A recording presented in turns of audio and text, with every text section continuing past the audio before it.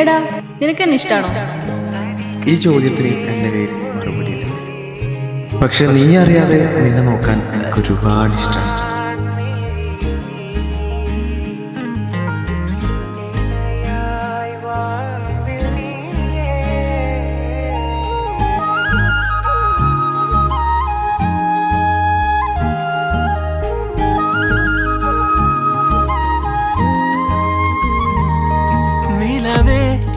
N നീലാമ്പൽ മിഴിയാളെ നിന്നരികെ ഞാൻ നിഴലാകും നേരത്തോ അറിയാ